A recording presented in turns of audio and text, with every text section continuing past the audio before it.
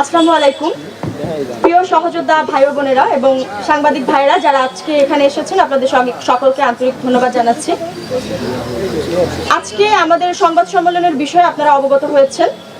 আমাদের জুলাই গণঅভ্যুত্থানের সম্মুখ সারিতে থাকা দুই অকুতোভয় যোদ্ধাদেরকে নিয়ে যেই পরিমাণে হেনস্থার শিকার করা হয়েছে, যেই পরিমাণে তাদেরকে নিয়ে মিডিয়া ট্রায়াল দেওয়া হয়েছে, অপতথ্য প্রচার করা হয়েছে এবং সামগ্রিকভাবে তাদের উপরে যে নির্যাতন এবং নিপীড়ন চালানো হয়েছে, আজকে তারই প্রেক্ষিতে আমাদের এই সংবাদ সম্মেলন। সাংবাদিক ভাইরা, আমরা বাংলাদেশের প্রেক্ষাপটে বিভিন্ন ধরনের সন্ত্রাসের কথা শুনেছি।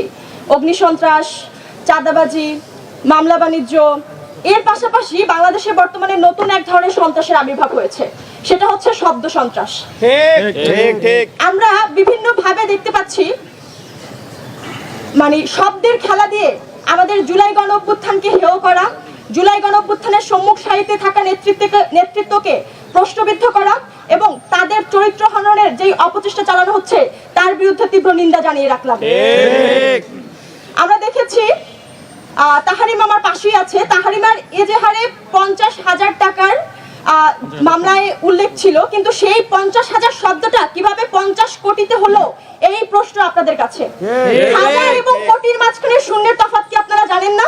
লজ্জা সেম আমরা দেখেছি কিভাবে মিডিয়া ট্রায়ালের মাধ্যমে তাহরিমার চরিত্র হরণের করার চেষ্টা করা হয়েছে এবং জুলাই গণঅভ্যুত্থানের কর্মকাণ্ডকে নিয়ে সেটা আমাদের গর্বের বিষয়। আমরা জুলাই গণঅভ্যুত্থানে যেভাবে ভূমিকা রেখেছি, যেভাবে অংশগ্রহণ করেছি এবং যেভাবে দেশ থেকে ফ্যাসিস্টকে বিতাড়িত করেছি, সেটা নিঃসন্দেহে আমাদের এক গর্ব মনোনীত হচ্ছে ইতিহাস। কিন্তু আমরা দেখেছি সেই ইতিহাসের বর্ণনার্থেও হচ্ছে আমার এক সহযোদ্ধাকে জেলে নিয়ে যাওয়া হয়েছে, তাকে আটক করা হয়েছে এবং নানা হেনস্থ অপদস্থ করার চেষ্টা করা হয়েছে। আমরা এহেন কর্মকাণ্ডের তীব্র নিন্দা এবং প্রতিবাদ জানাই। আমরা বারবার স্মরণ করে দিতে চাই, আপনারা যারা জুলাইয়ের উপরে আঘাত হেনে আমাদের জুলাই যোদ্ধাদেরকে বারবার বিভাজিত করার চেষ্টা করছেন এবং দুর্বল ভেবে তাদেরকে আঘাত করছেন, আপনাদের এই ছোট ছোট প্রতিটি আঘাত আমাদেরকে আরো অনেক বেশি শক্ত এবং দৃঢ় এবং মনোবল গড়ে তুলতে সাহায্য করছে এবং আপনাদের এই আঘাতের ফলেই আমরা বারবার জুলাই যোদ্ধারা দলমত নির্বিশেষে একত্রিত হয়ে আমাদের শক্তিকে আবারও বারবার আপনাদের সামনে জানান দিচ্ছি। আপনাদের এই বিভাজনের চেষ্টা, আপনাদের এই আমাদেরকে ব্যর্থ দেখানোর চেষ্টা এবং আমাদেরকে যেভাবে হচ্ছে চরিত্র হননের চেষ্টা করছেন এবং আমাদেরকে আঘাত করার চেষ্টা করছে, জুলাই যোদ্ধাদেরকে বিপদগ্রস্ত করার চেষ্টা করছেন, ভয়ভীতি দেখানোর চেষ্টা করছেন, এই ধরনের কর্মকাণ্ড আমাদেরকে এক বিন্দু মাত্র বিচলিত করে না। শুধুমাত্র সাময়িক কিছু যন্ত্রণার মধ্য দিয়ে আমরা পার হই, কিন্তু আমরা আমাদের দৃঢ়তা, আমরা আমাদের বিশ্বাস এবং আমরা আমাদের আজাদির লড়াই থেকে এক পাও পিছু পা হব না। আমাদের আজাদির লড়াই আমাদের জান থাকাকালীন পর্যন্ত চলবে।